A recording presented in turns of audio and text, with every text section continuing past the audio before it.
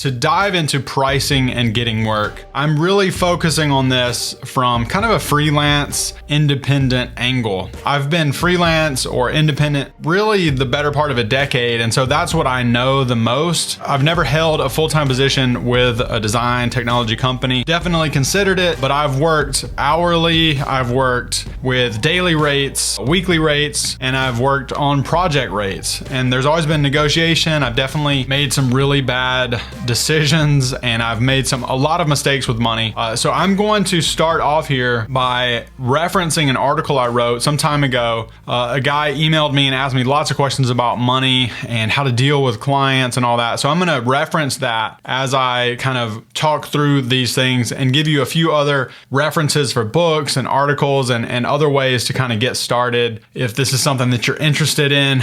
I also wrote a book, I think I wrote this back in 2013. I was writing a book called Freelance Fire, and it was kind of like a personal journey, just a personal documentation from my very first freelance project up until like 2013. So it is 7 years old or so, and I actually never finished it. I just kind of let it fizzle, but it takes about 45 minutes to read. I'm going to link that below as well. Without further ado, I'm just going to jump into some of these questions, and hopefully this will answer some things that have been going on in your mind. So let's get started. All right, number one, how do you estimate the amount of money you should receive for a project? By number of screens, the content, or what? I would start this off by asking the client, when do they need the work finished versus how soon can I realistically complete the work? In other words, is this a rush job or is the timeline a reasonable one? If you're estimating a project based on a fixed price, you also have to have a fixed timeline and a fixed payment schedule. It's not fair to you as the service provider, as the designer, to provide work on an indefinite schedule without a definite payment plan. Not only do you lose money by spending unaccounted time on a project, but you lose motivation, you might start to resent the client, and you lose other opportunities to pursue the projects that could be scheduled during your unaccounted time spillage. So if you estimate the work to be 2 weeks of heads down design, you still need to factor in client reviews, Google Hangouts, Zoom, or if you can even meet in person, although with social distancing, maybe you're not doing that. So I like to factor in at least a day or two for presentations, maybe every week presentation and revision, and then have the client provide written feedback to solidify what was discussed during the meeting. So you're going to need to lead this process. Otherwise, the client will just do what comes naturally, and they'll start saying, what if we did this? What if we did that? Can you try that? What about this completely different concept? So if you don't have some type of process in place, you'll start to squirm in your chair, unsure of how to deal with the feedback and this mountain of unexpected work that the client is proposing. So you have to kind of take charge of creating the scope of work that you're going to produce before it kind of gets out of hand. And honestly, these are all honest questions, so be prepared to tell him or her that it's out of scope, or alternatively, you could do the extra work, but it would require a change order or a change in deliverables, change in price. So sometimes you can, oh yeah, we can do the app icon, but that's actually going to take me another week. So that'll be another hundreds or thousands of dollars that you would charge to do that. So just use your best judgment when handling those types of use cases. Sometimes you can create some really high value by throwing in a little extra work on top, but let it be on your terms and not theirs. So before you begin a project, make sure you take the lead as a project manager, clearly outlining the timeline, the scope, the deliverables, the payment plans, etc. Otherwise, you'll have a never-ending spiral of emails, time wasted, and possibly more. You'll end up making exponentially less money than you originally thought once all of that starts to happen, once all that time gets sucked into a vacuum. So the number of screens might be a good starting point to figuring how much time it'll take you to complete the designs, but sometimes a client might be more curious about your hourly rate, or if you prefer to give an estimate for the project. So think about it from the client's perspective. If you were hiring a designer to create a certain number of screens, would you be willing to pay an hourly rate without having an idea of how long it would take? So whether you're billing hourly or on a fixed rate, you're going to need to come up with a realistic estimation of how long the project will take. And your estimations will probably suck at first, and they'll get progressively better as you gain more experience. So it's a good idea to start with some smaller projects, maybe 1 to 2 weeks at first, so you don't completely mess yourself up by doing a horrible job estimating a 3-month project with a fixed rate when it actually takes 5 or 6 months. I've done that before, and it totally really sucked. I'm not sure about design wages everywhere outside of the US, but in the US, hiring a designer it might cost you anywhere from $15 to $20 an hour up to $150 to $250 an hour, maybe even more, depending on when you're watching this. It's based on experience, proficiency, and a good rule of thumb is you're going to get what you pay for. So I'd suggest thinking of an hourly rate you'd be happy with earning for a project, and then maybe use that as a multiplier. If you'd be content with receiving $50 an hour for a project that you'd estimate at 1 week or 40 hours, then you'd be looking at $2,000 for the project. So just be sure to think about how you're willing to handle revisions, reviews, etc. And if you're actually going to bill every single 8-hour block of every day. So you can kind of use your hourly rate as a multiplier. So it's like, okay, if this is a 4-week project, if there are 160 hours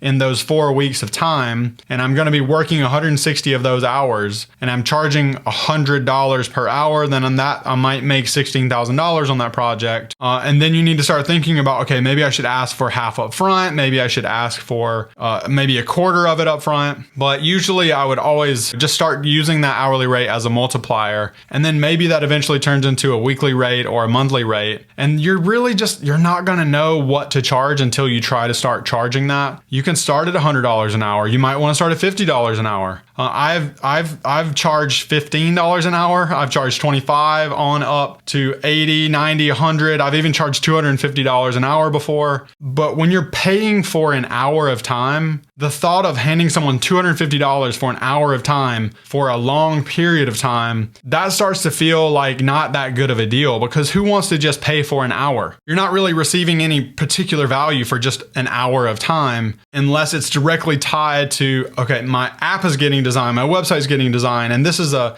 cap of time. So anytime I've had an hourly rate that was great for me, but it was kind of like pushing the boundaries of what was possible, ultimately that project ended up stopping, because it's not going to be beneficial for a client to pay that much long term unless it's intrinsically tied to the value that you are receiving. So ultimately, while hourly pricing is a great place to start, it's really easy to just do a lowish to medium-ish reasonable hourly rate and just kind of do like that. Maybe it's like, okay, we'll do up to 20 hours a week. I'll bill you every 2 weeks, and you kind of agree to some deliverables. That's a good starting point. But ultimately that's going to break down. Let's say there's a design project and I'm going to charge $250 for 1 hour of work. It's just going to be boom. And then I'm going to charge you and we're done. There's another designer who's going to charge $50 an hour for the same exact project, but they estimate it's going to take 5 hours of their time. So they work on it for 5 hours, boom, they're done, $250. So which one is more valuable, assuming that they are producing the same quality of work? Well, the one that is working 5 times faster is more valuable than the one that's working 5 times slower, but it's the same price. So it's like, if I'm doing it faster and just as good, how am I making the same amount of money as someone who's doing it slower and doing a good job but much, much slower? So at a certain point, the hourly rate starts to penalize the client if I'm slow.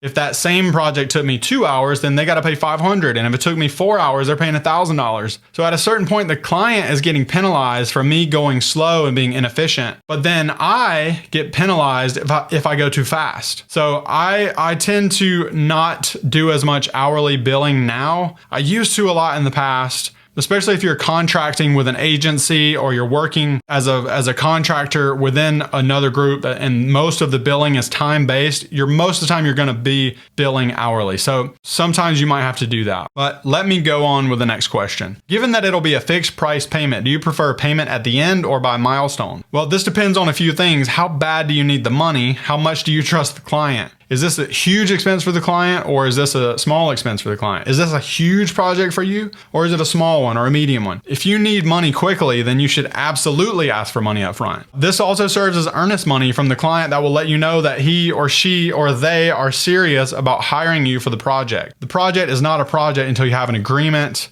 about payment or preferably money in the bank. If it's a small project from someone you trust, then you should feel comfortable doing the work, sending an invoice, and collecting payment afterwards. Sometimes it might be also, they might be willing to pay you up front. That's no problem either. Even so, you'll need an agreement about when you get paid. It's best to say X amount due by X date with no strings attached. Make it simple and straightforward. You and the client both need to know the payment plan. I've done projects based on a pie in the sky estimate, which was verbally agreed to by the client, and I had no plan in place for deliverables or payment or timeline. And I got most of the way through the designs and the client became non-responsive to emails or phone calls. I sent them the invoice, just kind of being like, well, I guess I'm just going to invoice them, and never got paid. And I blame myself for not having a solid agreement in place. Now, this is many, many years ago when I was first starting out and I just didn't know what I was doing. So the same goes for your design deliverables. Put in writing what you'll be responsible for, when you will deliver the final version, the final Figma file. This way there's no confusion over what the client is expecting and what you are planning to deliver. You can break up a fixed rate project into quarter payments,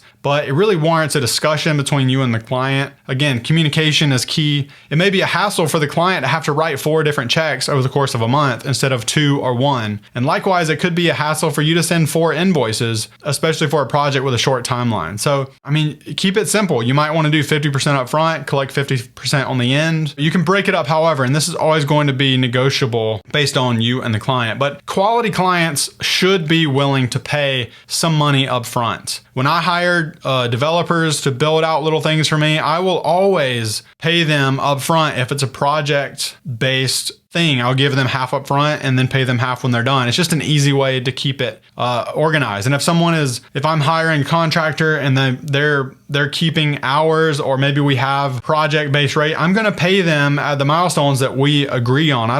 No one should be wondering when their money is going to be coming. And if you have to do that with a client, then that's just not a good relationship. So you need to pin that down up front before you get started. For a scrolling screen, which sometimes would be long, do you consider it as 1 screen or 2? To this question, I would say I wouldn't tie your pricing or estimate to a general screen count. You need to think about it a little more contextually. So like one scrolling screen could take 1 day or 30 days, depending on how many components are within the content. So it's fine to call 1 screen or 1 section, but not to estimate it as one thing. You'll need to break it down into sections. I like to break it down into sections, even if that's going to be 1 screen might have 8 sections or 8 screens might have 8 sections. It doesn't matter how many screens necessarily. It matters how much content am I going to be designing for, and just kind of categorically going through and listing out everything. Think about it even further. Do the sections, are they going to need custom illustrations or icons? Do you need to do any photography or copywriting? All of these tasks need to be factored into your estimate and will ultimately add it up to be 1 screen or 1 section. Maybe you need to discuss,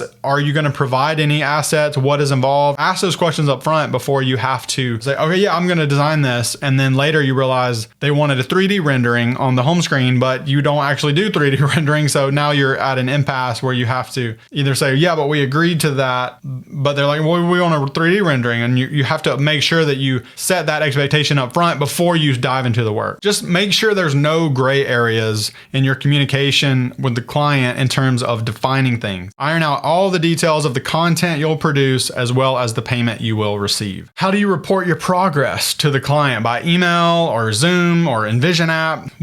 How do you do that? So I use mostly email for standard communication for dates, progress, notes, meetings, questions, etc. Sometimes Basecamp for larger projects.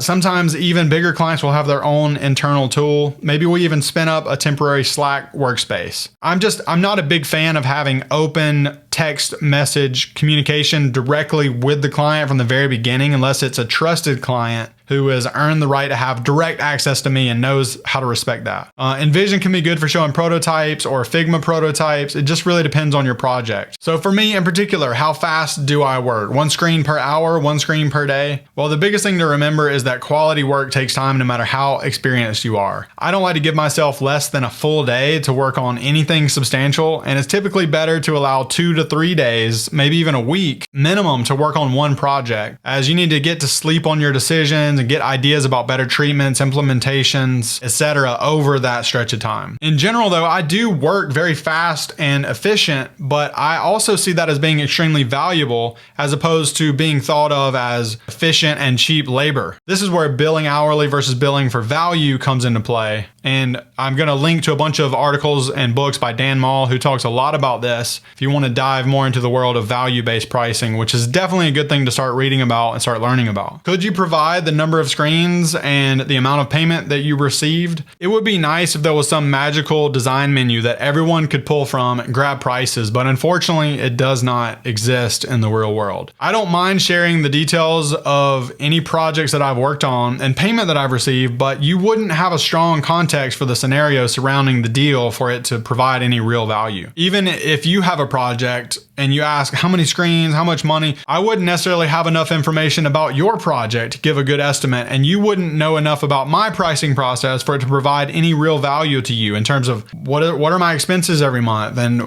what am I striving towards, what am I trying to do. All of the clients value their hopes, dreams, and fears, and the designer's hopes, dreams, and fears, and all of that kind of comes into play. And you really have to figure out what works best for you. I can't just spit off like, yeah, you need to definitely be charging $75 an hour. I might be able to sit down with you for an hour and ask you a bunch of questions and then make a recommendation, but just a blanket statement, it's hard to answer. And so you're going to have to do that hard work of knowing what is the lowest amount that you're willing to do the work for? What is your ideal amount? And what is your oh my gosh, this would be crazy amount if you were able to make that amount? And, don't take anything less than this minimum amount. And ideally, bump it a little bit high because probably you're shortchanging yourself. Brennan Dunn has a great course about double your freelancing rate. That's a great thing to look into as well. He writes a lot about pricing, so you could also check his stuff out. So I'm also going to include a master service agreement and an SOW template statement of work down below for you to check out, for you to use. And then lastly, I just want to talk a little bit more about the differences between hourly, daily, weekly, monthly, and even project-based pricing. I've already kind of covered hourly, that it's a good place to start, but as you slowly increase, maybe you start off $20 an hour, maybe you start off at $50 an hour. If you have a salaried position, maybe you break down your hourly rate from there and you go a little bit higher. Maybe you come home and you work in the evenings for an X amount hourly rate. Maybe you don't do hourly at all. It's really up to you, and it's up to the client that you're working with based on how that's going to work out. But I would always encourage you to experiment with increasing your rate a little by little. And I got to tell you, as you do that, you will lose projects. I've lost so many projects because I quoted really high, and I've even had people say, I can't believe you would charge that for a website. Well, it's like, sorry, I have charged that for a website before, and if you don't want to pay, that's totally fine. So you might get insulted, but it's worth experimenting because you could be leaving money on the table. If I am willing to pay someone $20,000 to create a great sound studio,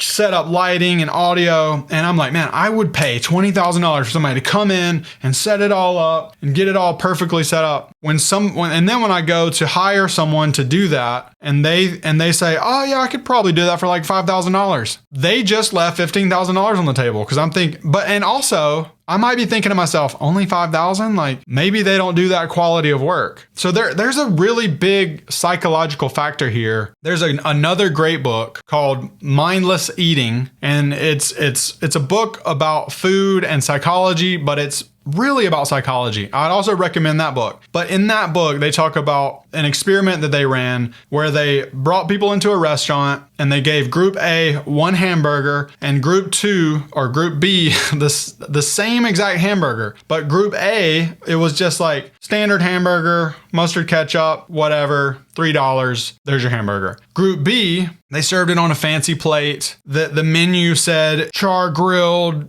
artisanal bun, fresh squeezed ketchup, whatever, the fancy adjectives, nice design, nice lighting, but the same exact hamburger, exactly the same food. But at the Group B restaurant, they said this burger costs $15. This one was like $3. I could be getting the details wrong, but it was something like that. And they interviewed everyone that came out of the restaurant, and Group A by far, I don't remember the exact percentages, but Group A by far didn't have as many nice things to say about the burger than Group B. It was the exact same burger, and they had a lot of people in the experiment. And Group B said it tastes better, that they would buy it again, and they enjoyed it more. And it was something like 30 to 40% better overall, that group B enjoyed it. If you're charging more, then the perceived value is going to be higher. If you're charging less, the chance of the perceived value being less is there as well. So that's also something to consider. So if you talk to a potential client and in their mind, they're thinking,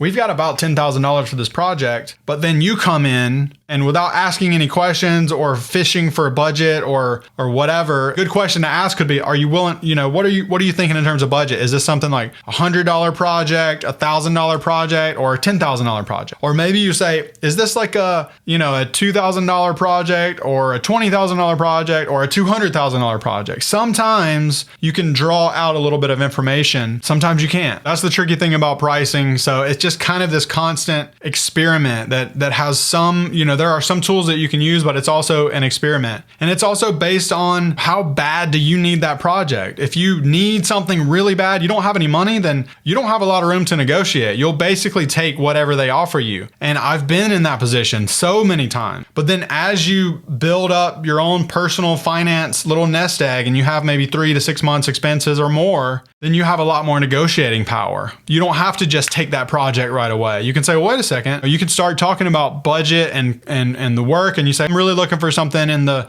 $10,000 price range, so I'm gonna kind of pass on the $1,000 projects. Or maybe you want to do it. You have a lot more flexibility when you aren't starving. So when you're starving, you'll eat anything. But if you're planning a dinner out with some friends and you're not starving, you have a lot more choice available. You can plan, like, we'll drive 20 minutes to the other restaurant, or maybe you order something and they deliver it with a mask on. So you have a lot more choice when you're not starving and when you don't need something immediately. So that's another thing to consider. One more thing that I almost forgot. The best ways to get work. Let people know that you are available and that you're looking for XYZ type of work. Post your work online to Twitter, Dribbble, Instagram. Make sure the type of work that you're posting is the kind of work that you want to get, assuming that you are looking for work. Don't post a bunch of t-shirt designs if you're looking for mobile app design work. If your portfolio has a bunch of logos in it and you're trying to look for responsive web app work, then it's gonna be a little bit more difficult for somebody to look at your portfolio and say, oh, they know all about design systems and components and forms. If it just has a bunch of logos and photographs, that connection's gonna be a little bit harder to make. If I want someone to come in here, have an engineer and soundproof everything, and I look at their portfolio and all they've done is install sinks and tile bathrooms, I'm gonna say,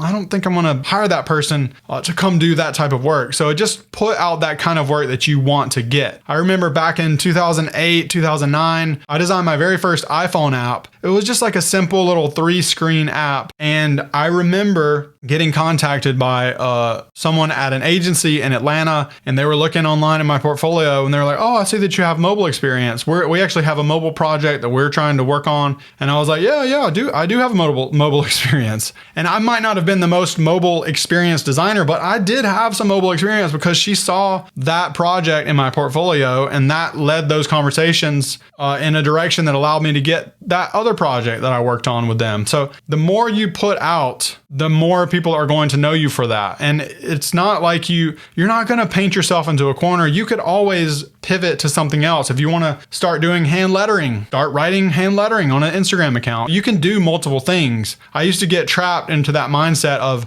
well, if I'm always doing this and people aren't going to know that I do that. And there's really not really any benefit to getting too limited in your mindset, because there is always going to be more work available out there that you just are unaware of. You just have to kind of continue to put yourself out there, find those connections, reach out to those people, be sociable online with people who work at companies that you'd like to do work for, or maybe you'd even like to join them. DM other designers and ask them simple or direct questions about what it's like to work there, or what's the interview process like at that company. And you can just start being friendly. And this is really a way to making friends in the tech industry, is a way to build your network, but just not in a sleazy networking kind of way. Building friends, making friendships, being kind, that is how you build your network. And then when you do get hired by someone, make sure you do a great job. Make sure you don't burn someone. Make sure you're not a stick in the mud or a jerk or just not fun to work with. Be kind and make every single person on the team feel like you valued them and you respected them, and let people know what you're going to do. Say what you're going to do. Let people know why you aren't going to be at that meeting. Don't just let people guess your status. So the more that you can put good work out and good vibes out into the atmosphere, the more people are going to know you for being that type of person and doing that type of work. It's all connected. Price and working together, getting work, it's just all connected. So I hope this helps you, and thanks so much for watching.